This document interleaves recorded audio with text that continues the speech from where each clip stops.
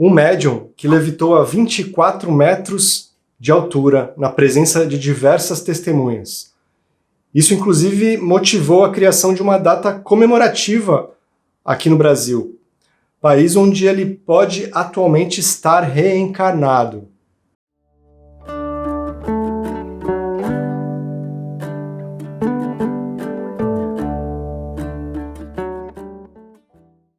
Que bom que você está aqui no canal Estrada Sem Fim, meu nome é Áureo. Jesus andou sobre as águas. Isso caracteriza uma levitação. É um fato bíblico que está presente em 3 evangelhos. E Jesus disse que todos nós poderíamos um dia fazer tudo o que ele fez, e muito mais. E nesse episódio em que ele levitou sobre as águas do mar da Galileia em meio a uma grande tempestade, ele disse para o seu discípulo Pedro que saísse da barca, que ele também poderia fazer isso.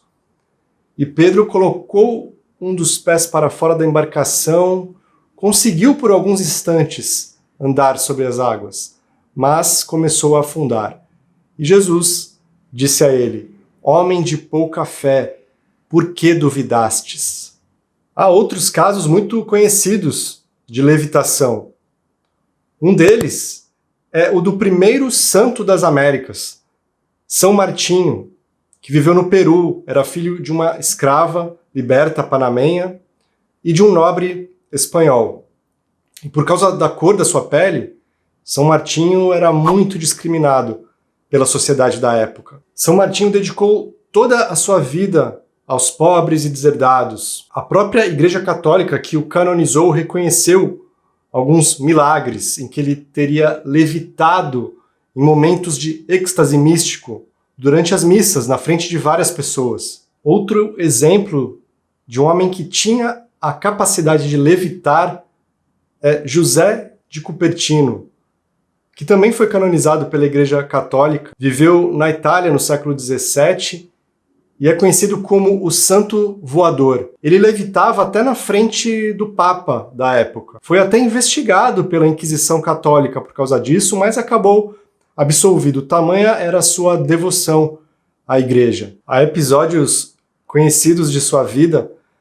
Num deles, ele presenciou a cena em que 10 operários estavam com dificuldades de transportar uma cruz pesada de madeira até o alto de uma elevação. José de Cupertino levitou com a cruz na frente de todos eles e a conduziu até o local destinado. Em outros momentos, ele levitava durante as missas também. Num deles, no momento de grande devoção, ele levitou 4 metros até uma imagem de Nossa Senhora e beijou os pés do menino Jesus, na frente de todos. Existem 2 tipos de levitação. A anímica, que parece estar muito relacionada à elevação moral de um espírito, que com o seu poder mental, de alguma forma, consegue anular os efeitos da gravidade. É uma faculdade, portanto, paranormal raríssima. E existe também a mediúnica. Nesses casos, a levitação não depende da condição moral do médium, que é um médium de efeitos físicos, libera muito ectoplasma, fluido vital, e essa energia é manipulada por inteligências desencarnadas que produzem, junto com o médium, os fenômenos de levitação, não só dele mesmo, como de objetos ao redor. E se temos o santo voador, temos também o médium voador, Daniel Douglas Home, que nasceu na Escócia em 1833, foi o maior médium de efeitos físicos do século XIX. Desde pequeno, fenômenos muito estranhos aconteciam ao seu redor. Até o seu berço balançava sozinho, para espanto de todos os presentes. Os fenômenos se intensificaram na adolescência, e ele inclusive foi expulso de casa por uma tia que não aguentava mais aquilo acontecendo na casa dela.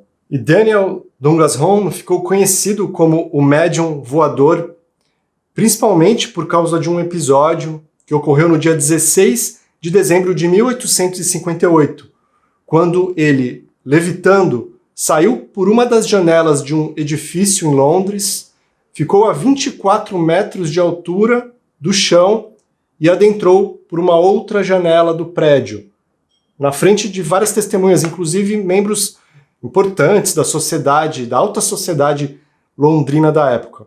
E por causa disso, o dia 16 de dezembro é, no Brasil, comemorado como o Dia da Levitação.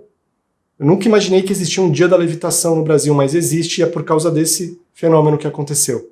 Allan Kardec conheceu o Sr. Home, escreveu sobre ele nas revistas espíritas de 1858 e 1863, destacando a autenticidade dos fenômenos. Kardec escreveu que Home levitava até o teto, às vezes, da sala em que eles estavam. E não só ele levitava, objetos levitavam na sala e outros fenômenos aconteciam. Sons e vozes e até luzes apareciam no ambiente. Daniel Home chegou a frequentar as cortes europeias daquela época, fez demonstrações das suas habilidades para o imperador Napoleão II e a imperatriz Eugênia.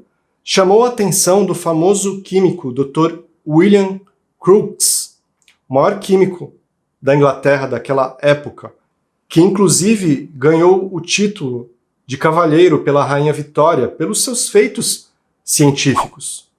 William Crookes, a partir de determinado momento de sua vida, se interessou muito pelos fenômenos espirituais e se interessou em estudar Daniel Home, que aceitou. Daniel Home dizia que a sua grande missão era divulgar os conhecimentos espirituais, a realidade da vida espiritual, e que jamais receberia qualquer dinheiro por isso. E mais tarde, William Crookes, que estudou vários médiuns, disse que de todos com que ele teve contato, Home, com certeza, foi o mais extraordinário. E William Crookes, que inclusive fez descobertas científicas notáveis, ele que era materialista, mas rendeu-se às evidências da existência do mundo espiritual, escreveu seu relatório sobre o médium Home no Quarterly Journal of Science, de julho de 1871. E em seu livro Fatos Espíritas, William Crookes escreveu que os casos mais notáveis de elevação de que fui testemunha realizaram-se com o Sr. Home. Em 3 ocasiões diferentes, viu elevar-se completamente acima do assoalho da sala. Há pelo menos 100 casos bem verificados de elevação do Sr. Home, produzidos em presença de muitas pessoas diferentes.